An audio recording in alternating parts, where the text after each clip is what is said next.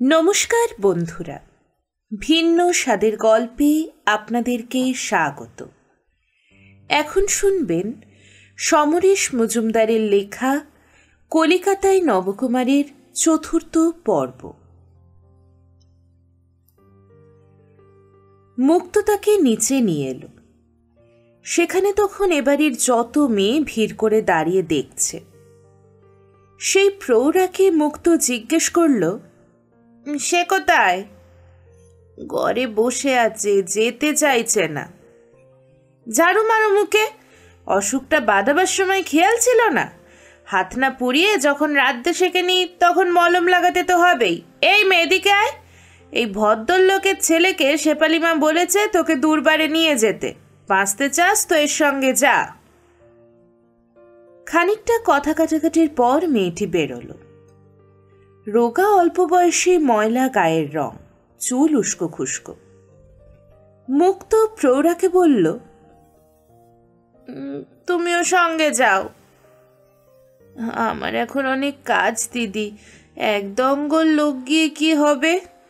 আশ্চর্য, তোমার ঘরের মেয়ে, ওর পয়সায় মজা মেরেছ আর এখন ঝেড়ে ফেলতে পারলে বেঁচে যাবে বলে ভেবেছ? যাও ওর সঙ্গে। রাস্তায় নামলো নবকুমার, পেছনে মেয়েটি, তার পিছনে প্রৌঢ়া। দূরবারের অফিসে পৌঁছাতে আজ অসুবিধে হলো না। দরজাতেই দেখা হয়ে গেল কবিতার সঙ্গে। কবিতা বলল, কি ব্যাপার? শেফালি মা এই মেয়েটিকে আপনাদের কাছে পাঠালেন। কবিতা মেয়েটাকে দেখল, মুখ নিচু করে দাঁড়িয়ে আছে, পাশে প্রৌঢ়া। তোমার মেয়ে? না না, আমার ঘরে থাকতে দিয়েছিলাম। কি হয়েছে তোমার? মেয়েটি জবাব দিল না। শেফালি মায়ের বলা কথাগুলো উগরে দিল নবকুমার। কাল সারা রাত যন্ত্রণায় চিৎকার করেছে। শেফালি মা সন্দেহ করছেন খারাপ অসুখ হয়েছে, কিন্তু ডাক্তারের কাছে যাওয়ার পয়সা নেই। কাছে এসো। কি নাম? দুর্গা। কন্ডম ব্যবহার করো না? মাথা নেড়ে নিঃশব্দে না বলল দুর্গা। সর্বনাশ, কেন? তুমি জানো না কন্ডম ব্যবহার না করলে অসুখ হওয়ার সম্ভাবনা বেড়ে যায়? তোমাকে কেউ বলেনি? বলেনি? কত বলেছি, কানেই তোলেনি। রাজি না হলে কি করব? অন্য ঘরে চলে যাবে বলে শাসায়, তখন মাসি মারে। তুমি আমার সঙ্গে এসো। আচ্ছা ভাই, অনেক ধন্যবাদ। এই মেয়েরা জেনে শুনেও বিষ খেতে বাধ্য হচ্ছে। শেফালি মাকে বলো আমরা যা করার তা চেষ্টা করব। ডাক্তারবাবু আসুক। ওকে কি আজ আবার ফিরে যেতে হবে? বুঝতে পারলাম না। ও যেখানে ছিল সেখানে বোধহয় থাকতে দেয়া হবে না। কেন? নবকুমার প্রৌঢ়ার দিকে তাকালো। প্রৌঢ়া বলল, সাত করে কি কেউ লক্ষ্মীকে পায়ে ঠেলে? কিন্তু লক্ষ্মী যদি অলক্ষ্মী হয়ে যায় তাহলে? কি বলছো, পরিষ্কার করে বলো। এই সারা রাত ধরে চেঁচিয়ে পাড়ার লোকদের ঘুমোতে দেয়নি। রোগ হয়েছে জানাজানি হলে খদ্দের পা বাড়াবে না। আমরা কি না খেয়ে মরব? তা আমরা জানি না। এতদিন ওর রোজগারি ভাগ বসিয়েছ, এখনো বিপদে পড়েছে বলে তাড়িয়ে দেবে তা চলবে না। এই দুর্গা, তুমি কি দূরবারের মেম্বার?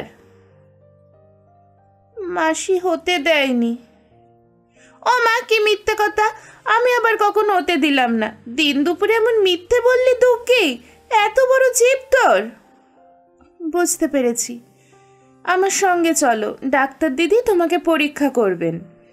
তেমন বুঝলে আমাদের ডে সেন্টারে 2 দিন থাকতে পারো, অবশ্য যদি ডাক্তার দিদি বলেন। এই যে মাসি, তুমি ঘন্টাখানেক বাদে ঘুরে এসো। না বাপু, সত্যি বলছি পারবো না। 1000 টাকা ঝাঁ করে বসে আছে, আমি বিকেলবেলায় খোঁজ নিয়ে যাব। নবকুমারের কৌতূহল হচ্ছিল। আপনাদের সমিতিতে ডাক্তার আসেন? হ্যাঁ। আপনি দুর্বার সম্পর্কে কিছু জানেন না? না। আসুন, এই তুমিও এসো। যে ঘরে আগেরবার নরনারায়ণ রায় বক্তৃতা দিয়েছিলেন সেই ঘরটি এখন ফাঁকা। সেখানে ঢুকে পাশের টেবিল থেকে কিছু ছাপা কাগজ এনে কবিতা নবকুমারকে দিয়ে বলল, এগুলো পড়ে ফেলুন, আমি ওকে নিয়ে যাচ্ছি।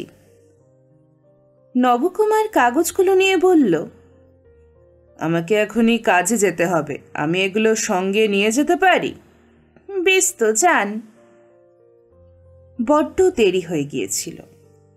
মুক্তোর দেওয়া ভাত মাছ খেয়ে বেরোতে গিয়ে থমকে দাঁড়ালো নবকুমার। পেছনে দাঁড়িয়েছিল মুক্ত। জিজ্ঞাসা করল, কি হলো? শেফালিমা কি? কল ঘরে, 1 ঘন্টা লাগে। ও। গদিতে ঢোকা মাত্র সুধাকান্ত বাবু ডাকলেন, এই যে নবকুমার, কাল থেকে আর একটু আগে আসবে, এখানে এসো। বয়স্ক অভিনেতা অনিলবাবু হাসলেন। কলকাতায় নতুন পথঘাট চেনে না, তা কোনো কপাল কুণ্ডলার দেখা পেলে? সঙ্গে সঙ্গে সবাই হেসে উঠল। সুধাকান্তবাবু একটা খাতা এগিয়ে দিলেন। ঝটপট প্রথম 5টা সিন পড়ে ফেলো, নিজে স্বচ্ছন্দ না হলে প্রম্পট করবে কি করে? নবকুমার খাতা নিয়ে একটু দূরে গিয়ে বসল। হাতের লেখা বেশ ভালো, পড়তে অসুবিধা হচ্ছিল না। দৃশ্যগুলো প্রথমবার পড়া হয়ে গেলে দ্বিতীয়বার পড়া শুরু করতেই কানের কাছে মাস্টারদার গলা ভেসে এলো, কথা হয়েছে?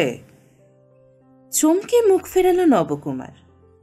তারপর মাথা নেড়ে না বলল। অদ্ভুত ছেলে তো, পই পই করে বলে আসলাম আর তুমি ওর সঙ্গে কথা না বলে চলে এলে। একটু পরেই মালিক জিজ্ঞেস করলে কি জবাব দেবে? বিশ্বাস করুন, দূরবারে গিয়ে বেশ দেরি হয়ে গিয়েছিল। কাঁটায় আগুন দূরবারের। কটা খারাপ মেয়েদের ইউনিয়ন, তোমার সঙ্গে কি সম্পর্ক?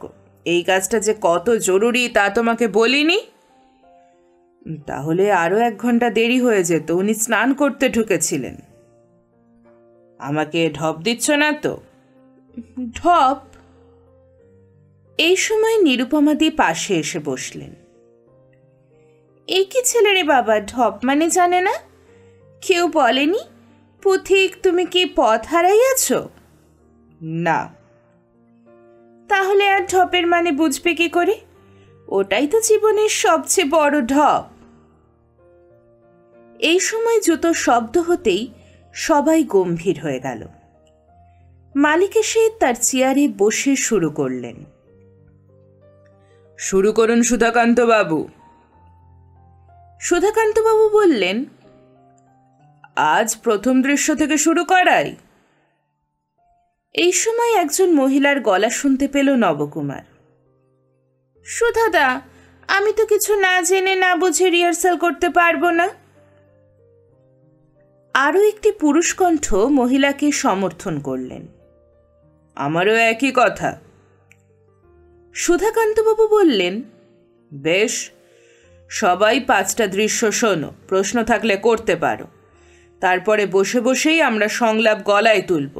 নবকুমার, পড়া আরম্ভ করো, একেবারে সরল গলায় পড়বে। নবকুমার পড়া শুরু করল। নাটকীয় সংলাপগুলো সে নিরুত্তাপ গলায় পড়ল। 24 মিনিট পরে পড়া শেষ হলে মহিলা কণ্ঠ প্রশ্ন করল, এই ছেলেটিকে আগে তো দেখিনি। মালিক জবাব দিলেন, মাস্টার নিয়ে এসেছে গ্রাম থেকে, ওকে প্রম্পটার হিসাবে নেওয়া যায় কিনা দেখছি। অবশ্যই, চমৎকার গলা, খুব ভালো পড়েছে ও। সুধাকান্তবাবু হাসলেন। নবকুমার, প্রথম দিনেই নায়িকার সার্টিফিকেট পেয়ে গেলে, তোমার চাকরি পাকা হয়ে গেল। যেদিক থেকে গলার স্বর ভেসে এসেছিল সেদিকে তাকাতেই সংকোচ হচ্ছিল নবকুমারের। রিহার্সাল শেষ হলো সন্ধে 7টায়। এই সময়ের মধ্যে ফাঁকে ফাঁকে 3বার চা খেয়েছে সবাই। নবকুমার একবারের বেশি খায়নি। কমলা নামের মেয়েটা যে কোনো অভিনেত্রী অনুপস্থিত থাকলে তার ভূমিকায় অভিনয় করে। সারাক্ষণ চুপচাপ বসেছিল। যেহেতু আজ কোনো মহিলা কামাই করেনি, তাই তার কিছু করার নেই। রিহার্সাল শেষ হওয়ার পরে সুধাকান্ত তাকে ডাকলেন। কমলা, কাল রিহার্সাল শুরু হওয়ার 1 ঘন্টা আগে আসবে। কেন, পুতুলের মতো ড্যাব ড্যাব করে চেয়ে থাকতে? এ কথা বলো না। তোমার চাকরির বিকল্প হিসেবে নিজেকে উন্নত করো, দেখবে সুযোগ আসবেই। অধৈর্য হও না। তোমার ভালোর জন্যই বলছি, ঘণ্টাখানেক আগে এসে নবকুমারের কাছে সরমা আর চামেলির চরিত্র দুটো ধীরে ধীরে মুখস্থ করে নাও। তুমি ভালো তুললে হয়তো প্রথম শোতেই তোমাকে নামাতে পারি। নবকুমার জিজ্ঞাসা করল, আমিও কি আগে আসব? তুমি না এলে ওকে রিহার্সাল করাবে কে? কমলা বলল, তাহলে আমি 11টায় আসব। নবকুমার মাথা নাড়ল। যাত্রা দলের ম্যানেজার তিনকড়ি গুপ্ত, 40 বছর এই লাইনে আছেন। সব নারী নক্ষত্র তাঁর জানা। শিল্পীরা চলে গেলে তিনকড়ি ডাকলেন, এই খাতার এখানে রোজ সই করবে, এটা হাজিরা খাতা, করো। নবকুমার খাতার পাশে রাখা কলম তুলে পুরো নাম সই করল। শোনো, তোমাকে কয়েকটা কথা বলি। যাত্রা দলের নিয়ম কানুন জানা আছে? না। এখানে সর্বেশ্বরবা হলেন মালিক, তারপর হিরো হিরোইন, ওদের নামেই বায়না হয়। তারপর পরিচালক, নামকরা অভিনেতা অভিনেত্রী, সবশেষে এক্সট্রারা। হিরো হিরোইন আলাদা গাড়িতে যাত্রা করতে যাবে। সিনিয়র অভিনেতা অভিনেত্রী, পরিচালকের জন্য আলাদা গাড়ি থাকবে, বাকিদের যেতে হবে বাসে। খাওয়া দাওয়া থাকার ব্যবস্থা ও মর্যাদা অনুযায়ী পৃথক পৃথক ভাগ করা থাকে।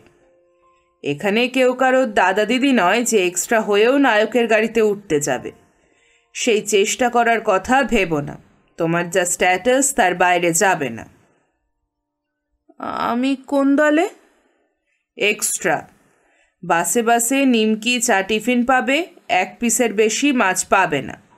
ডরমিটরিতে শুতে পারবে। রিহার্সাল শুরুর সময়, এমনকি প্রথম 10টা শোয়ের সময় প্রম্পটারের দরকার হয়।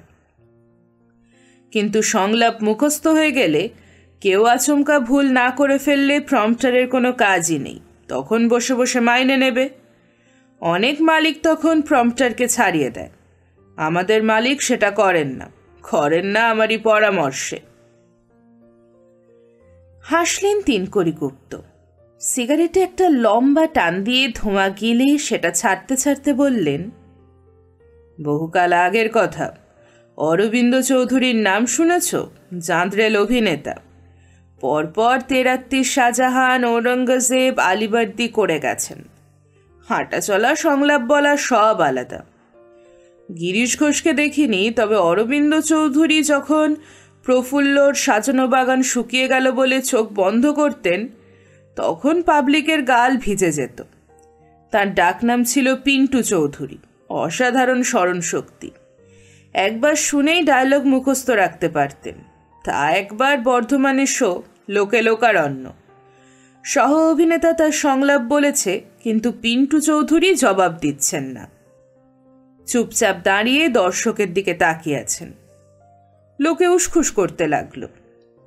শেষ পর্যন্ত সহ অভিনেতা তার সম্বিত ফেরাতে তিনি প্রশ্ন করলেন, আমার সংলাপটা যেন কি ছিল? সহ অভিনেতা এত নার্ভাস হয়ে গিয়েছিল তারও মনে এলো না। ভেতরে তখন হই হই কাণ্ড। প্রম্পটার তো নেই। পাঠ সবার মুখস্থ বলে তাকে ছাড়িয়ে দেওয়া হয়েছে, কিন্তু খাতাটা কোথায়? দেখা গেল সেই খাতার কথা কারোর মনে নেই। সেটাকে গদিতে ফেলে অভিনয় চলছে মফস্বলে। হঠাৎ শুনলাম পিন্টু চৌধুরী সংলাপ বলছেন। যেখানে থেমেছিলেন ঠিক সেখান থেকেই। সিন শেষ করে ভিতরে এসে বললেন, মালিককে বলো পিন্টু চৌধুরী সংলাপ ভুলে গিয়েছিল, কিন্তু কেউ তাকে প্রম্পট করেনি। এর পরের বার এরকম হলে আমি স্টেজ থেকে বেরিয়ে আসব। উনি কি সত্যি ভুলে গেছিলেন? দূর, পরে উনি বলেছিলেন নাটকের প্রথম শোতে যারা যারা স্টেজে ছিল, সে দর্শকের সামনেই হোক বা চোখের আড়ালে হোক, সবাইকে শেষ পর্যন্ত থাকতে হবে।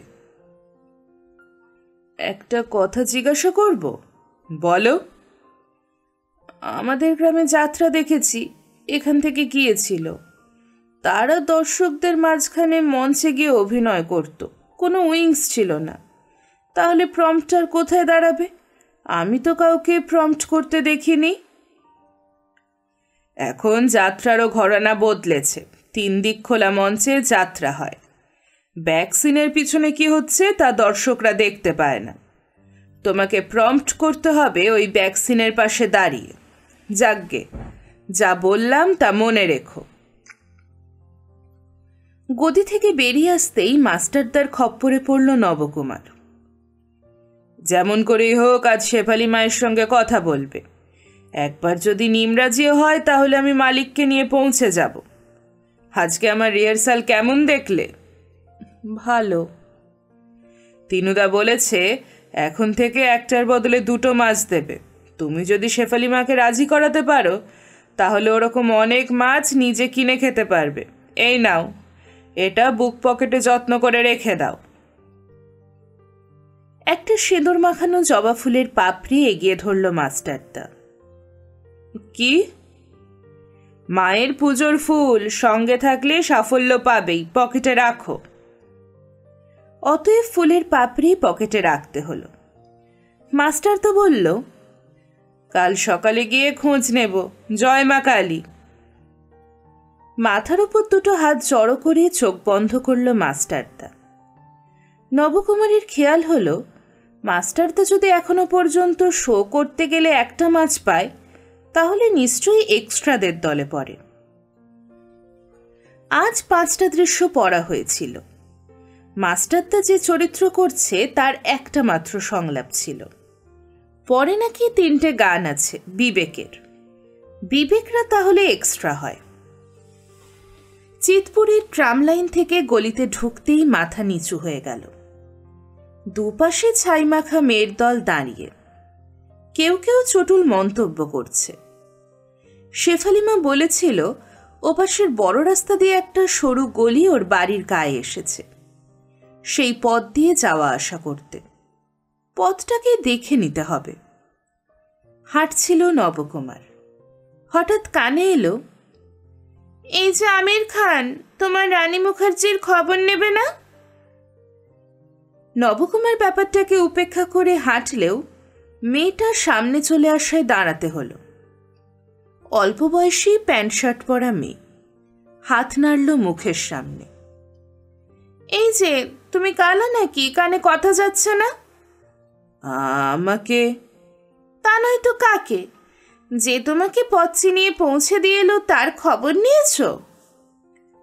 কেন, কি হয়েছে? এসো। হাত ধরে টানল মেয়েটা। দরজায় দাঁড়ানো অন্য মেয়েরা হেসে উঠল শব্দ করে। মেয়েটা তাকে সেই ঘরে নিয়ে গেল যেখানে ইতি তাকে নিয়ে গিয়েছিল। নবকুমার দেখল গায়ে চাদর জড়িয়ে শুয়ে আছে ইতি।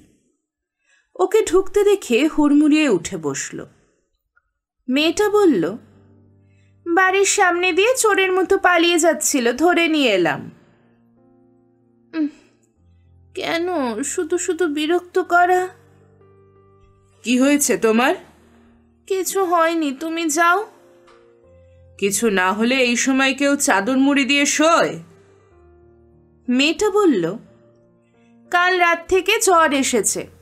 বাড়িওয়ালি ডাক্তারখানা থেকে ওষুধ এনে দিয়েছিল, তাতে কোনো কাজ হয়নি। জ্বর বলে কামাই করবে এটা তো বাড়িওয়ালি চায় না।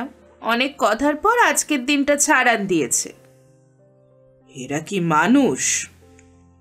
শোনো কথা, আমরা যে মানুষ তা তোমাকে কে বলল? আমাদের মান মর্যাদা কিছু আছে? আমরা হচ্ছি যন্ত্র। যতদিন চালু থাকবো ততদিন কদর। হঠাৎ কবিতার কথা মনে পড়ে গেল। কবিতা বলেছিল ওদের সমিতিতে চিকিৎসার ব্যবস্থা আছে, ডাক্তার আসেন। জায়গাটা এখান থেকে দূরেও নয়। সে বলল, ওঠো। উঠবো মানে? এভাবে শুয়ে থাকলে তো অসুখ সারবে না। কি হবে সারিয়ে? আমার আর ভালো লাগছে না। ইতি মুখ ফেরালো আর তারপরেই কেঁদে ফেলল। কান্নার শব্দ খুবই মৃদু, শরীর ফুলছে বেশি। নবকুমার মেয়েটিকে জিজ্ঞাসা করল, দূরবার সমিতিতে ডাক্তার বসেন, ওকে ওখানে নিয়ে গিয়ে দেখাতে কি অসুবিধে? কে নিয়ে যাবে? বাড়িওয়ালির মাস্তান শাসিয়ে রেখেছে এ বাড়ির কেউ দূরবারের মেম্বার হলে ঠিকানা পাল্টাতে হবে। ইতির কান্না থেমেছিল। একটু ভেবে নবকুমার বলল, দেখি কি করা যায়। কিছু করতে হবে না, চেনা নেই জানা নেই আমার মতো একজন লাইনের মেয়ের জন্য বিপদ ডেকে আনতে হবে না। কিসের বিপদ? হারু মাস্তানের নাম এখনো শোনোনি তাই বলছো? এই বাড়ির নম্বর কত? 102-3। নবকুমার বেরিয়ে এলো। বাইরে তখন হইচই, গান বাজছে, রিক্সা ট্যাক্সিতে চেপে খদ্দের আসছে। সে সোজা দূরবার সমিতিতে চলে এলো। নিচের তলায় লোকজন নেই। নবকুমারের মনে হলো সমিতি ছুটি হয়ে গিয়েছে। তাকে দাঁড়িয়ে থাকতে দেখে একটি লোক বেরিয়ে এলো ওপাশের ঘর থেকে। কি চাই? কেউ নেই? না, অফিস বন্ধ হয়ে গিয়েছে, এখন তো 8টা বাজে। কখন খুলবে? চাই কাকে? কবিতা। ও, নাম কি? নবকুমার। দাঁড়াও। লোকটা সিঁড়ি দিয়ে উপরে উঠে গেল। তখনই নবকুমারের মনে পড়ল দুর্গার কথা। দুর্গার অসুখ কি তা নিশ্চয়ই ওরা জানতে পেরেছে এতক্ষণে। কবিতা কি এবারের ওপরে থাকে? নইলে লোকটা ওপরে যাবে কেন? লোকটা নেমে এলো। যাও, ওপরে উঠে বাদিকের ঘর, ওখানে কবিতা আর চন্দ্রিমাদি কাজ করছেন। ওপরে উঠে এলো নবকুমার। বাঁ দিকের দরজায় দাঁড়াতেই দেখতে পেল প্রথম দিনের দেখা ভদ্রমহিলা, যার নাম চন্দ্রিমা, কাগজে কিছু লিখছেন। উল্টো দিকে বসে আছে কবিতা। কবিতা তাকে দেখে জিজ্ঞাসা করল, কি ব্যাপার? দুর্গার ব্যাপারে জানতে এসেছিলাম। চন্দ্রিমাদি বললেন, তুমি খুব ভালো কাজ করেছো ওকে আমাদের কাছে নিয়ে এসে। ও আপাতত কিছুদিন আমাদের কাছেই থাকবে। ওর কি খুব মারাত্মক অসুখ করেছে? খুব যন্ত্রণাদায়ক তো বটেই, জেনিটাল হারপিস। নবকুমারের মুখ দেখে চন্দ্রিমা বললেন, এই অসুখের কথা শোনোনি? জেনিটাল হারপিস খুবই সংক্রামক, খুব কষ্ট দেয়। অবশ্যই কোনো কাস্টমারের কাছ থেকে পেয়েছে মেয়েটা। এই অসুখ সেরে যাবে তো? নিশ্চয়ই যাবে, তবে ওকে বেশ কিছুদিন নিয়মিত ওষুধ খেতে হবে। নিজের ব্যবসায় ফিরে যেতে পারবে না যতদিন না সুস্থ হয়। ওকে কি আপনারা ততদিন রেখে দিতে পারবেন? 2-3 দিন থাক, এর মধ্যে আমরা আলোচনা করে ঠিক করে নেব। নবকুমার খুশি হল। তারপরেই ওর মনে পড়ে গেল, সে ইতির কথা চন্দ্রিমাকে জানালো। ইতি অসুস্থ, কিন্তু দূরবারে এসে ডাক্তার দেখাতে ভয় পাচ্ছে। ওর বাড়িওয়ালি বা গুন্ডা কি বাধা দিচ্ছে? বোধ হয়। এটাই এখানকার বড় সমস্যা। মুশকিল হলো, কোনো মেয়ে যদি এগিয়ে এসে দূরবারের সদস্য না হয়, তাহলে আমরা কিছু করতে চাইলে ঝামেলা বেঁধে যায়। আমি দেখছি ব্যাপারটা, কিন্তু গ্রাম থেকে এখানে এসে কি ঠিক করেছো মেয়েদের উপকার করে বেড়াবে? না না, আমি দেখলাম তাই ভাবলাম আপনাকে জানিয়ে দিই। ঠিক আছে, ঠিকানাটা বলো। ঠিকানা? মাথা নাড়ল নবকুমার। রাস্তা এবং বাড়িটা বুঝিয়ে দিল। বাড়িতে ঢুকল নবকুমার, আর অমনি তাকে ঘিরে রংমাখা মেয়েদের ভিড় জমে গেল। এই মেয়েগুলো প্রথম প্রথম দূরে দাঁড়িয়ে টিপ্পনি কাটত, কিন্তু কেউ সামনে এসে কথা বলেনি। আজ বলল, দুর্গার কি হলো? ডাক্তার দেখেছে, ওষুধ দিয়েছে। কোথায় আছে ও? দূরবারের অফিসে। কি হয়েছে ওর? নিশ্চয়ই সিফিলিস। না রে, আমার সন্দেহ হচ্ছে এডস। ভ্যাট, ওইসব হলে ওজন কমে যায়, পাতলা পায়খানা হয়। ওর তো সেসব কিছুই হচ্ছিল না। ক্যান্সার হলে যন্ত্রণা হয়। কি হয়েছে শুনলেন? মনে করে অশোকটার নাম বলল নবকুমার। Genital herpes. ও মা, এ কি রোগ? বাপের জন্মে নাম শুনিনি। বাঁচবে তো? হ্যাঁ, তবে বেশ কিছুদিন চিকিৎসা করাতে হবে। এই সময় রোগা মাঝারি উচ্চতার একজন লোক দরজা দিয়ে ঢুকে বাঁ দিকে চলে যাচ্ছিলেন। একটি মেয়ে চেঁচিয়ে তাকে ডাকল, ও জামাইবাবু দাঁড়ান না। কি হলো?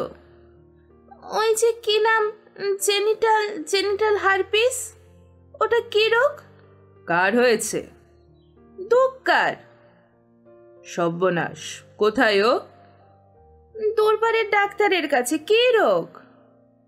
একটা ভয়ঙ্কর ধরনের অ্যালার্জি যা মেয়েদের যোনিদ্বারে হয়ে থাকে। প্রচণ্ড চুলকায়, যন্ত্রণা হয়। চিকিৎসা না করালে মারাও যেতে পারে। ও নিশ্চয়ই কোনো খদ্দেরের কাছ থেকে রোগটা পেয়েছে। লোকটি চোখের আড়ালে চলে গেলেন। সঙ্গে সঙ্গে যে মেয়েটি প্রশ্ন শুরু করেছিল সে চেঁচিয়ে উঠল, নিশ্চয়ই টাকলু কালুয়া। ওকে আমি অনেকবার চুলকাতে দেখেছি। এখানে এসেই দুর্গার ঘরে ঢুকত। এই খবরদার কেউ ওকে ঘরে বসাবে না। এবার এলে শালার টাক ভাঙব। কিন্তু দুর্গা এত কষ্ট পাচ্ছে, ও পাচ্ছে না কেন? হয়তো মেয়েদের হলে রোগটা বেশি যন্ত্রণা দেয়, ছেলেদের দেয় না। শালা ভগবানটা নিজে ছেলে বলে নিজের জাত ভাইকে সবসময়। নবকুমার সিঁড়ির দিকে এগিয়ে যাচ্ছিল। একটি মেয়ে তার সামনে দাঁড়িয়ে বলল, দুর্গাকে আপনি বাঁচিয়ে দিলেন, আপনি খুব ভালো লোক। আরেকজন বলল, আপনাকে আমরা আওয়াজ দিতাম বলে ক্ষমা চাইছি। উঠে এলো নবকুমার। সিঁড়ির গায়ে যারা দাঁড়িয়েছিল তারাও বেশ সম্ভ্রমের চোখে তার দিকে তাকিয়েছিল। ঘরে ঢুকে নবকুমার অবাক। মাস্টারদা তার খাটে শুয়ে আছে। তাকে দেখে তড়াক করে উঠে বসে জিজ্ঞাসা করল, এতক্ষণ কার ধানে মই দিচ্ছিলে? মানে? সেই কখন গদি থেকে বেরিয়েছ? কোথায় গিয়েছিলে? মহিলা দুর্বার সমিতির অফিসে। ও, ওখানে তোমার কি দরকার? আজে বাজে ঝামেলায় না জড়িয়ে কাজের কাজটা এবার করো। আজই শেফালি মাকে রাজি করাও। আরে ভাই, তুমি বুঝতে পারছো না কেন? শেফালি মা রাজি হলে তোমার কপাল খুলে যাবে। এই সময় মুক্ত এসে দাঁড়ালো। তুমি কখন বিদায় হবে? আচ্ছা, আমাকে দেখলেই তুমি হাঁড়িমুখ হও কেন? কারণ তোমার মতো দান্দাবাজ পুরুষ আমার চেনা, তাই। একটু পরেই পুলিশ রাস্তায় যাকে পাবে তাকে তুলবে। নিজের ভালো চাও তো কেটে পড়ো। যাচ্ছি বাবা, যাচ্ছি। পুলিশ আমার মামা, ভাগ্নেকে কিচ্ছু বলবে না। তারপর নবকুমারের দিকে তাকিয়ে মুক্ত বলল, তোমাকে মা ডাকছেন এখনই। মাস্টারদা হাসল। একেই বলে মেঘনা চাইতেই জল। যাও যাও। এই প্রথম শেফালি মাকে বিছানায় বসা অবস্থায় দেখতে পেল না নবকুমার। ঘর খালি। নবকুমার যখন ইতস্তত করছে তখন ওপাশের দরজা দিয়ে ঘরে ঢুকলেন তিনি। নবকুমার অবাক হল। বসে থাকা মানুষের চেহারা স্পষ্ট বোঝা যায় না। শেফালি মা বেশ লম্বা, শরীর ভারী হলেও ছাঁদ নষ্ট হয়নি। হেসে বললেন, কেমন আছো? ভালো। কলকাতা শহরের সব ভালো জায়গাগুলো ঘুরে ঘুরে দেখবে। দক্ষিণেশ্বর বেলুড়ে গিয়ে প্রণাম করে আসবে। আমাদের খুব কাছে জোড়াসাঁকোয় রবীন্দ্রনাথের বাড়ি, সেখানেও একদিন যেও। আমাকে ডেকেছেন? ও হ্যাঁ, চন্দ্রিমা ফোন করেছিল, তোমার খুব প্রশংসা করছিল। তুমি নাকি আরেকটি অসুস্থ মেয়ের কথা ওদের বলেছ। সেটা শোনার পর আমার মনে হলো তোমাকে কয়েকটা কথা বলা দরকার। তুমি গাঁয়ের ছেলে, চাকরির সন্ধানে কলকাতায় এসে যাত্রার দলে প্রম্পটারের চাকরি পেয়ে গেছো। তোমাকে তো আরো উপরে উঠতে হবে। নিজের ভবিষ্যতের কথা ভেবে ঠিকঠাক পথে এগোতে হবে। প্রম্পটারের চাকরিতে যে মাইনে পাবে তা যদি জমাতে পারো তাহলে 2-3 বছরের পরে ব্যবসায় নামতে পারবে। কিন্তু মানুষের উপকার করার ইচ্ছে যদি তোমার মনে থাকে তাহলে ভালো করে ভাবো। উপকার করার ইচ্ছে নেশার মতো। যে মানুষ এই নেশায় মেতেছে সে নিজের কথা, ভবিষ্যতের কথা চিন্তা করে না। তুমি কোন পথে যাবে তা তোমাকেই ঠিক করতে হবে। ওই চেয়ারটায় বসো। নবকুমার বলল, আমি কিছু করব বলে ভাবিনি। ওদের বিপদ দেখে মনে হয়েছিল দুর্বার সমিতিতে বললে কাজ হবে। আমি গ্রামের খুব গরিব পরিবারের ছেলে, আমার দিকে সবাই তাকিয়ে আছে, তাই ইচ্ছে হলেও আমি এমন কোনো কাজ করতে পারবো না যা আমার বাবা মাকে বিপদে ফেলে। এটাই তো তোমার কর্তব্য হওয়া উচিত। এই যে দুর্গা, ওর কে দোষ বলো? পেটের জন্য শরীর বিক্রি করছে সে। ক্যানিংয়ের একটা গ্রামে ওর বাবা বিয়ে দিয়েছিলেন যার সঙ্গে, সে পণের টাকা না পেয়ে অত্যাচার করত। শেষ পর্যন্ত বউকে দিয়ে রোজগার করাতে নিয়ে এলো হাওড়ায়, ইটভাটার চাকরিতে ঢুকিয়ে দিল। হপ্তার শেষে মাইনে নিয়ে যেত লোকটা। দুর্গা থাকতো অন্য কামিনদের সঙ্গে বস্তিতে, কিন্তু দ্বিতীয় সপ্তাহে হেডমিস্ত্রি ওকে ডেকে পাঠিয়ে শরীর ভোগ করলো। এটাই নাকি দস্তুর, না রাজি হলে কাজ চলে যাবে। তাই রোজ শরীর দিতে হতো যে মিস্ত্রির কাছে, সে কাজ করছিল তাকে। শেষ পর্যন্ত মেয়েটা ঠিক করে, শরীর যদি দিতেই হয় তাহলে বিনা পয়সায় দেব না, তার বিনিময়ে টাকা নেব। ওকে কি দোষ দেওয়া যায়? ওর নির্লজ্জ স্বামী এখানেও আসে, ওর কাছ থেকে টাকা নিয়ে যায়। কিন্তু আমাদের সমাজের তথাকথিত ভদ্রলোকদের বিষ শরীরে নিতে বাধ্য হচ্ছে এরা। সেই লোকটার তো কোনো শাস্তি হচ্ছে না। আমার তো মাঝে মাঝে ইচ্ছে হয় এই লোকগুলোর বাড়িতে গিয়ে মুখোশ খুলে দিয়ে আসতে। কিছুক্ষণ চুপচাপ থেকে শেফালিমা জিজ্ঞাসা করলেন, বাড়িতে চিঠি দিয়েছ? হ্যাঁ। আপনাকে একটা কথা বলতে পারি? নিশ্চয়ই, বলো। আপনি তো বিখ্যাত অভিনেত্রী ছিলেন, অভিনয় ছেড়ে দিলেন কেন? মন চাইল না। যে মানুষটাকে ঘিরে বাঁচার স্বপ্ন দেখতাম সে হঠাৎ চলে গেল। কথা বলতেই ইচ্ছে করতো না। সেজন্যই তো ভদ্রলোকের পাড়া ছেড়ে চলে এলাম সোনাগাছিতে। এখানে এসে কেউ আমাকে বিরক্ত করবে না, হলেও তাই। বাড়িটা সস্তায় কিনেছিলেন উনি, মুক্ত তো অনেক কাল সঙ্গে আছে। তা হঠাৎ এই প্রশ্ন কেন করলে? সবাই চায় আপনি আবার অভিনয় করুন। সবার মনের খবর কি করে জানলে তুমি? এই তো সবে এসেছো। সত্যি কথা বলবো? সত্যিটাই আমি শুনতে চাই নবকুমার। আপনি অভিনয় করতে রাজি হলে আমার খুব উপকার হয়। কিরকম? আমার মাইনে অনেক বাড়িয়ে দেবেন যাত্রা মালিক। কেন? আমার অভিনয়ের সঙ্গে তোমার মাইনে বাড়ার কি সম্পর্ক? আমার কথা শুনে আপনি যদি রাজি হন, তাই। যাও, খেয়ে নিয়ে শুয়ে পড়ো, কাল সকালে আমার সঙ্গে দেখা করবে, যাও। ঘরে ফিরে এসে নবকুমার বলল, মাস্টারদা, আমাকে বোধহয় কাল সকালেই বাড়ি ছেড়ে অন্য জায়গায় চলে যেতে হবে। মাস্টারদা খাটে বসে বিড়ি খাচ্ছিল। শুনে হাঁ হয়ে গেল কয়েক সেকেন্ড, তারপর বলল, খেপে গেছে মনে হচ্ছে। খেপির হাত পা ধরলে না কেন? নবকুমার জবাব দিল না। তার নিজেরই খারাপ লাগছিল। একটা মানুষ সিদ্ধান্ত নিয়েছে, তাকে সেই সিদ্ধান্ত থেকে সরে আসতে বলার মতো সম্পর্ক তো তার নয়। মাস্টারদা বলল, শেফালিমা নিশ্চয়ই জানে আমি তোমার কাছে এসেছি। আমাকে কিছু বলেননি। সব ভোগে গেল। ভাবলাম মালিকের মন পেয়ে যাব, ওকে রাজি করতে পারলে চাকরিটা পাকা হয়ে যাবে।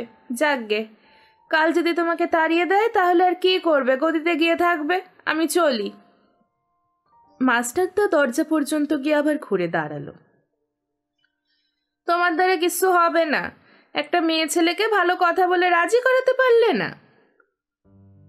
মন মেজাজ খারাপ হয়ে গিয়েছিল নবকুমারের। সে জানলায় গিয়ে দাঁড়ালো। এখন সামনের রাস্তায় আবার মেলা বসে গেছে। মাগুর মাছের গায়ে ছাই মাখালে যেমন দেখতে লাগে, রাস্তায় পাশে দাঁড়ানো মেয়েদের সেরকম দেখাচ্ছে। ওরা হাসছে, শরীর দোলাচ্ছে, কিন্তু এসব যে মন থেকে করছে না তা একদিনে সে বুঝে গেছে। শুধু পেটের জন্য এরা অভিনয় করছে। কিন্তু এই অভিনয়ের সংলাপ কোনো প্রম্পটারের মুখ থেকে শুনে ওরা মুখস্থ করেনি। নিজেদের সংলাপ প্রতি রাতে নিজেরাই বানিয়ে নেয়। হঠাৎ হইচই চিৎকার উঠল। সঙ্গে সঙ্গে মেয়েগুলো যে যার বাড়ির ভিতরে ঢুকে গেল হুড়মুড়িয়ে। রাস্তা ফাঁকা এবং কয়েকজন লোককে ছুটে পালাতে দেখল নবকুমার। তারপরেই চোখ পড়ল মাস্টারদাকে। ছুটতে ছুটতে এদিকে আসছে, আর তার পেছনে ছুটে আসছে একটা সেপাই। অত মোটা শরীর নিয়েও সেপাইটা মাস্টারদাকে ধরে ফেলল। রাস্তায় পড়ে গেল মাস্টারদা। লোকটা ওর জামার কলার ধরে টেনে তুলে হিঁচড়ে পিছনে নিয়ে যেতেই একটা পুলিশের ভ্যান এসে দাঁড়ালো। সেপাইটা মাস্টারদাকে ভ্যানের মধ্যে ছুঁড়ে দিয়ে দরজা বন্ধ করে দিল। দৃশ্যটি দেখা মাত্র নবকুমার চিৎকার করে উঠল, মাস্টারদা! কিন্তু ভ্যান চোখের আড়ালে চলে গেল। এপাড়া থেকে বেরোনোর জন্যে পুলিশ মাস্টারদাকে ধরে ভ্যানে তুলেছে, অথচ মাস্টারদার কোনো দোষ নেই। নবকুমার দ্রুত ঘর থেকে বেরিয়ে ভিতরের প্যাসেজে চলে এলো। কিছু একটা করা উচিত। মাস্টারদাকে মুক্ত করতে ঠিক কি করা উচিত তা সে বুঝতে পারছিল না। বেশ উত্তেজিত হয়ে নবকুমার শেফালি মায়ের দরজার সামনে গিয়ে দেখতে পেল সেটা ভিতর থেকে বন্ধ। দরজায় শব্দ করল সে। কে? শেফালি মায়ের গলা ভেসে এলো। ওপাশ থেকে এগিয়ে এলো মুক্ত। ওকে, দরজায় শব্দ করছো কেন? মা এখন শুয়ে পড়েছে। মাস্টারদাকে ধরে পুলিশ ভ্যানে তুলেছে, আমি নিজের চোখে দেখেছি। তুলুক, একটু পরে ছেড়ে দেবে। ওই চামচিকে তো পকেট খালির জমিদার, জানতে পারলেই রদ্দা মেরে ভ্যান থেকে নামিয়ে দেবে। ঘরে যাও, আমি আসছি। কি আশ্চর্য, মানুষটাকে যদি ওরা মারধর করে? করে তো করবে, ও তো তোমার মতো গায়ের ভূত না, চালু মাল, ঠিক বেরিয়ে যাবে। মুক্তর কথা শেষ হতেই দরজা খুলে গেল। শেফালি মা বিরক্ত মুখে জিজ্ঞাসা করলেন, কি হয়েছে? তুমি দরজায় ধাক্কা দিয়েছ? হ্যাঁ, আপনি কিছু মনে করবেন না, একটু আগে জানলা দিয়ে দেখলাম পুলিশ মাস্টারদাকে ধরে ভ্যানে তুলেছে, তাই বাধ্য হয়ে।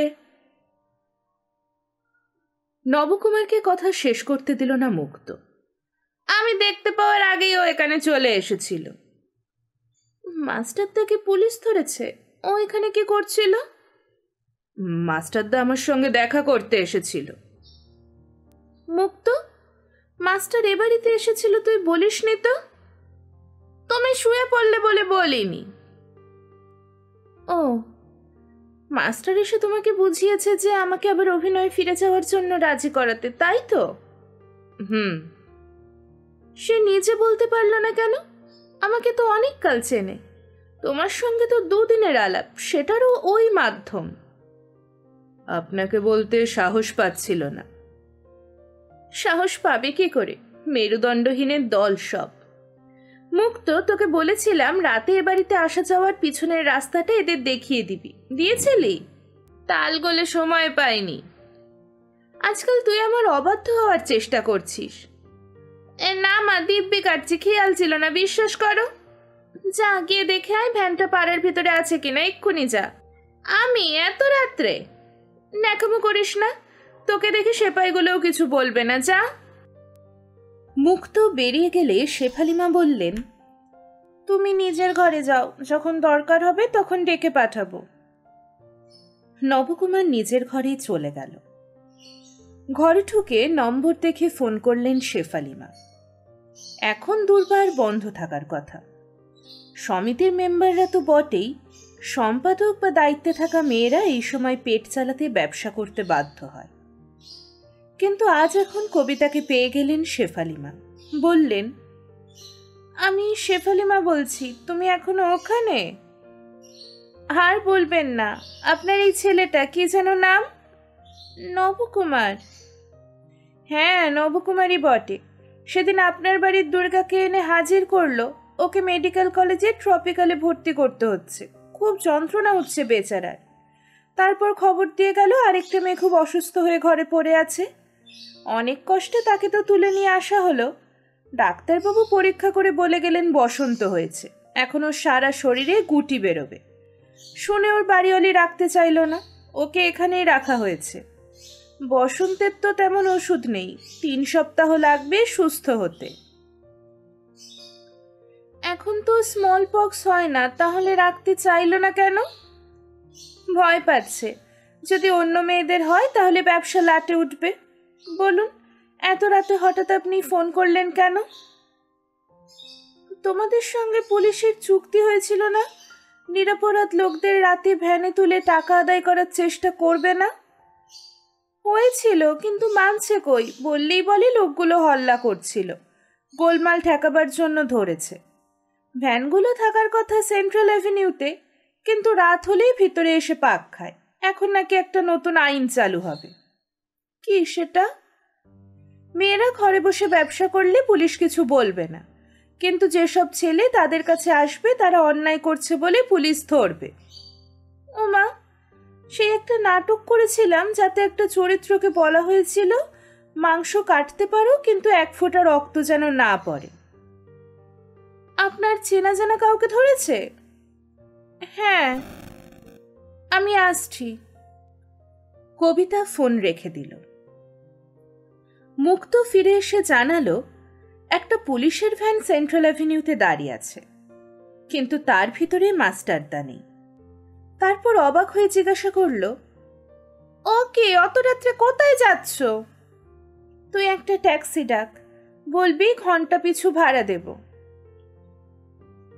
শেফালিমা আয়নার সামনে দাঁড়িয়ে সাজ শেষ করতেই মুক্ত ফিরে এসে দরজায় দাঁড়িয়ে বলল, কবিতা এসেছে, দুর্বারের কবিতা। ভেতরে আসতে বল, আর নবকুমারকে ডেকে দিয়ে ট্যাক্সি নিয়ে আয়। মুক্ত চলে গেলে কবিতা ঘরে এলো। বেচারা আজ সমিতির কাজ নিয়ে এত ব্যস্ত ছিল যে নিজের ব্যবসার জন্য সময় বের করতে পারেনি। ওর চোখ মুখে 1 ফোঁটা রং নেই। সমাজসেবিকাদের যে চেহারা শেফালিমা জানেন, তার সঙ্গে 1 ফোঁটা পার্থক্য নেই। এইসব মেয়েরা সমাজ যাদের বেশ্যা বলে, তাদের আরেকটা চেহারা দুর্বার তৈরি হওয়ার পর দেখতে পাওয়া গেল। মানুষের মতো মাছের আন্দোলনে এরা নিজেদের দুটো ভাগ করে নিয়েছে। এদের প্রত্যেকেই সামাজিক মানুষের লালসার শিকার। স্বামী বা প্রেমিকের বিশ্বাসঘাতকতায় শরীর বিক্রি করতে বাধ্য হয়েছে, কিন্তু তারপরেও এরা মাথা তুলে দাঁড়াতে চাইছে এক হয়ে। এই এক হওয়াটাই অনেকে পছন্দ করছে না। এসো, বসো। কবিতা বসে হাসল। আপনাকে খুব সুন্দর দেখাচ্ছে। হ্যাঁ, চুপ, তোমার মায়ের বয়সী আমি। বাহ, মাকে সুন্দর দেখালে তা বলবো না। শোনো, যাত্রা দলে অভিনয় করে একজন আমার কাছে এসেছিল। এখান থেকে ফেরার সময় পুলিশ ধরে ভ্যানে তুলেছে। আপনি কি ওকে ছাড়াতে যেতে চাইছেন? হ্যাঁ। আমার মনে হয় আপনার না যাওয়াই ভালো। আমি দেখছি, কি নাম ওর? মাস্টার বলেই ডাকে সবাই। একটা ভালো নাম নিশ্চয়ই আছে। এই সময় নবকুমার ঘরে ঢুকে কবিতাকে দেখে বেশ অবাক হয়ে গেল। শেফালিমা তাকে জিজ্ঞাসা করলেন, মাস্টারের ভালো নাম কি? ফাঁপড়ে পড়ল নবকুমার। মাথা নেড়ে বলল, আমি জানি না, মাস্টারদা বলেই ডাকি। কবিতা উঠে দাঁড়িয়ে বলল, একটু সমস্যা হবে, দেখছি। ওই মেয়েটাকে আপনার কথায় নিয়ে এসেছি দুর্বারে, ওর পক্স হয়েছে। সে কি, ইতির পক্স হয়েছে? ও বাবা, ওর নাম বুঝি ইতি? কিছুতেই নাম বলতে চাইছিল না। জিজ্ঞাসা করলে ওই অসুস্থ অবস্থাতেও বলেছে ওর নাম বিদ্যাবালান। যাক, আসল নামটা জানা গেল। শেফালিমা অবাক হয়ে জিজ্ঞাসা করলেন, এখানকার কোনো মেয়ে চট করে নিজের আসল নাম বলতে চায় না, তোমাকে বলল কেন? নবকুমার তাকালো। শেফালিমাকে সাজগোজ করায় একেবারে অন্যরকম দেখাচ্ছে, ঠিক দুর্গা ঠাকুরের মতো। কিন্তু ওর মুখে বিরক্তির ছাপ স্পষ্ট। সে বলল, একদিন সন্ধ্যের পরে আসার সময় ইতি আমাকে এই বাড়ি পর্যন্ত পৌঁছে দিয়েছিল। তখন নাম জিজ্ঞাসা করাতে সে প্রথমে বলতে চায়নি, সিনেমার নায়িকাদের নাম বলেছিল। শেষ পর্যন্ত কি মনে হতে বলেছিল ওর আসল নাম ইতি। মেয়েটা ভালো। কে ভালো কে মন্দ তা এখানে পা দিয়ে জেনে গেলে? এ বাড়িতে থাকতে হলে এদের সঙ্গে কথা বলা বন্ধ করতে হবে, বুঝতে পেরেছ? নিঃশব্দে মাথা নাড়ল নবকুমার। মুক্ত এসে জানালো, ট্যাক্সি এসে গেছে। শেফালিমা বললেন, কবিতা, আমি নবকুমারকে নিয়ে তোমার সঙ্গে যেতে চাইছি। আপনি জানেন না শেফালিমা, ওরা কি মুখ খারাপ করে। এখানে তো সারাদিনই খিস্তি খেউ শুনছি, তার চেয়ে বেশি কি শোনাবে। চলো, মুক্ত, তুই জেগে থাকবি, আমি না ফেরা পর্যন্ত যেন দরজায় চোখ রাখিস। পুলিশের ভ্যান পাড়া ছেড়ে চলে যাওয়ার পরে রাস্তা আবার আগের মতো।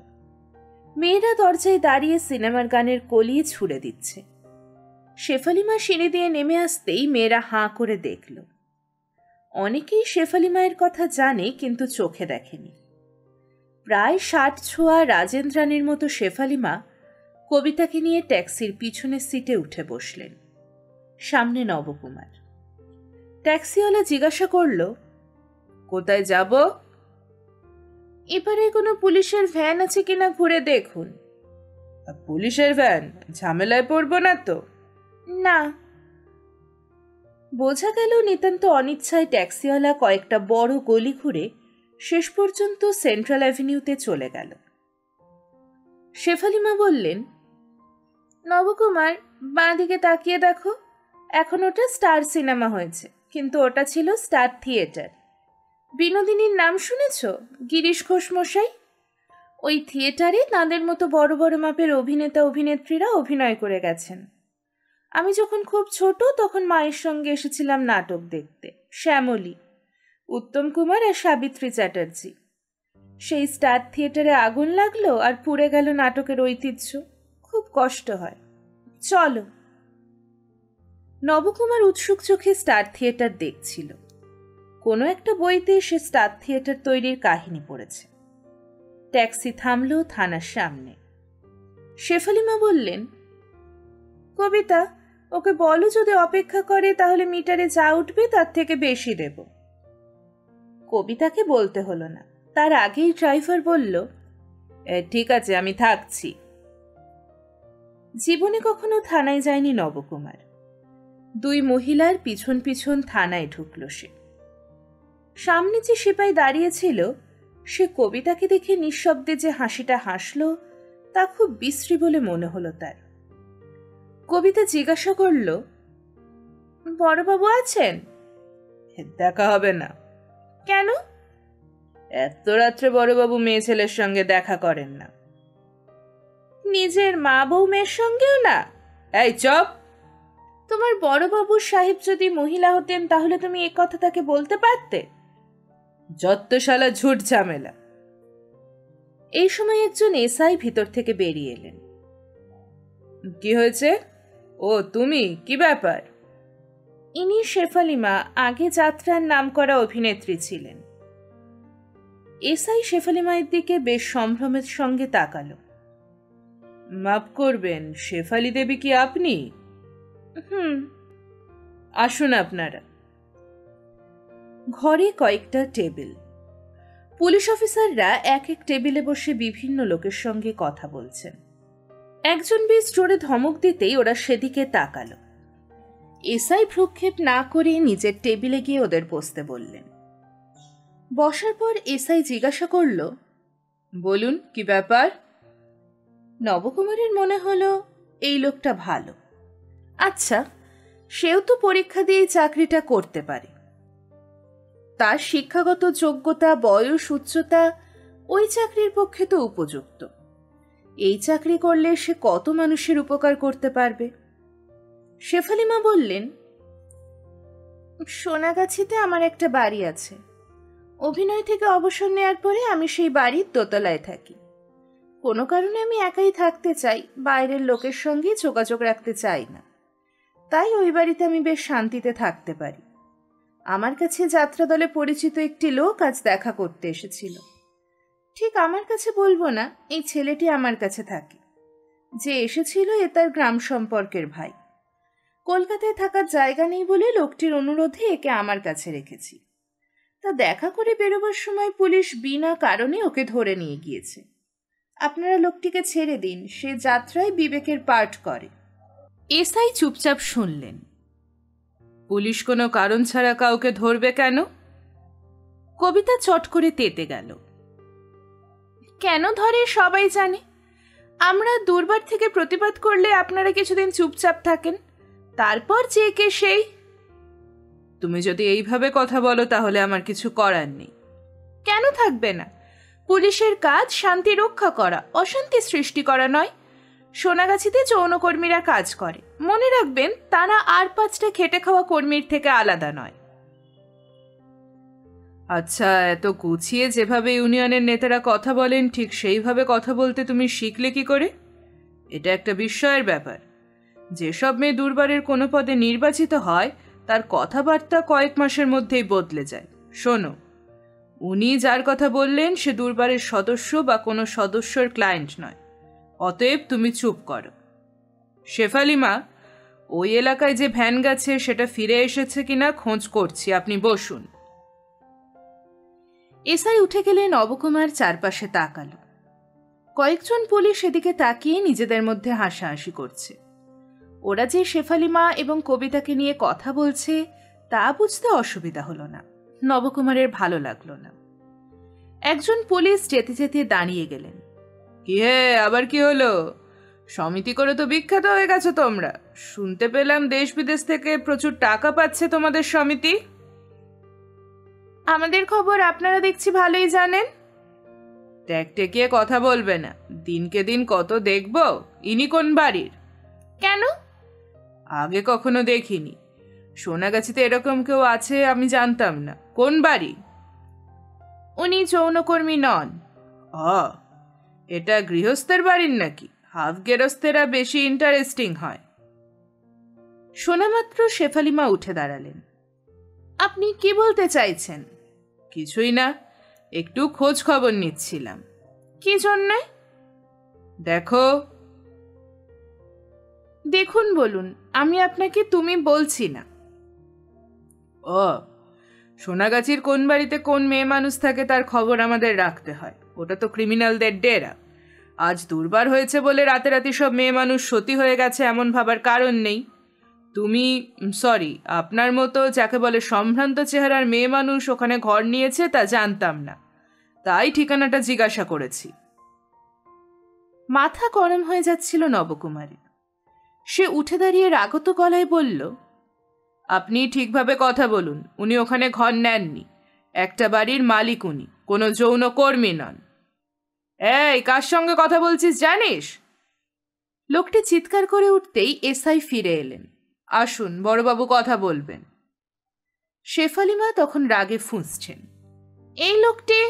ছেড়ে দিন, আসুন। ঘরে ঢোকামাত্র বড়বাবু নমস্কার করলেন। আসুন আসুন, আপনাকে অপেক্ষা করতে হয়েছে বলে আমি দুঃখিত। আমি এই ফিরলাম। আপনার অভিনয় আমি দেখেছি। শুনেছি আপনি অভিনয় করা ছেড়ে দিয়েছেন। শুনে খারাপ লেগেছিল। বলুন। আমি প্রথমে জানতে চাই, সোনাগাছি পাড়ায় থাকা মানে আমি একটা মেয়ে মানুষ এ কথা বলার অধিকার একজন পুলিশের আছে কিনা? বড়বাবু এসআইয়ের দিকে তাকাতে তিনি নিচু গলায় কিছু বলতে তিনি বললেন, ডাকুন ওকে। এসআই বেরিয়ে গেলে বড়বাবু বললেন, আমি ক্ষমা চাইছি। আসলে আপনার মতো বিখ্যাত অভিনেত্রী ওখানে আছেন তা অনেকে ভাবতে পারে না। আমার মনে হয়েছিল তথাকথিত সভ্য মানুষদের কাছে এলাকাটা নিষিদ্ধ বলে আমি নিশ্চিন্তে ওখানে থাকতে পারবো। এসআইয়ের সঙ্গে সেই পুলিশটি ঘরে আসতেই বড়বাবু জিজ্ঞাসা করলেন, একে চেনো? মাথা নেড়ে নিঃশব্দে না বলল লোকটি। উনি বিখ্যাত অভিনেত্রী শেফালি দেবী। ওকে যা বলেছ তার জন্য এখনই ওর কাছে ক্ষমা চাও। মাফ করবেন। যাও।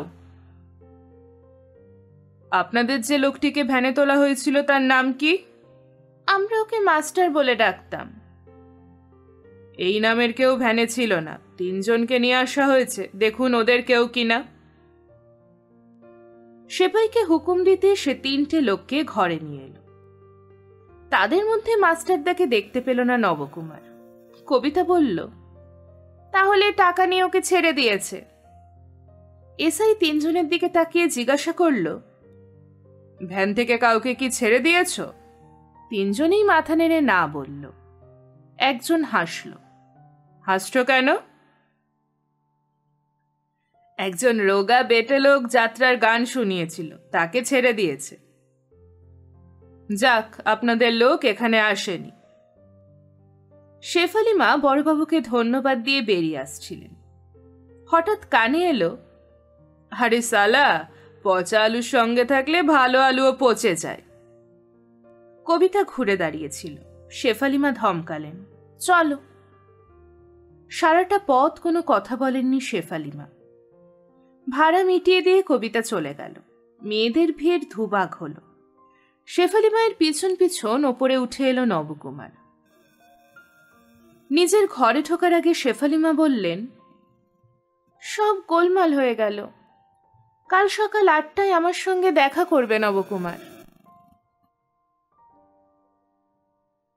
এতক্ষণ শুনছিলেন সমরেশ মজুমদারের লেখা কলিকাতায় নবকুমারের 4র্থ পর্ব। গল্পটি আপনাদের কেমন লাগছে অবশ্যই জানাবেন কমেন্ট বক্সে। আর এখনও যদি আমার চ্যানেলটি সাবস্ক্রাইব করে না থাকেন, এক্ষুনি চ্যানেলটিকে সাবস্ক্রাইব করে নিন।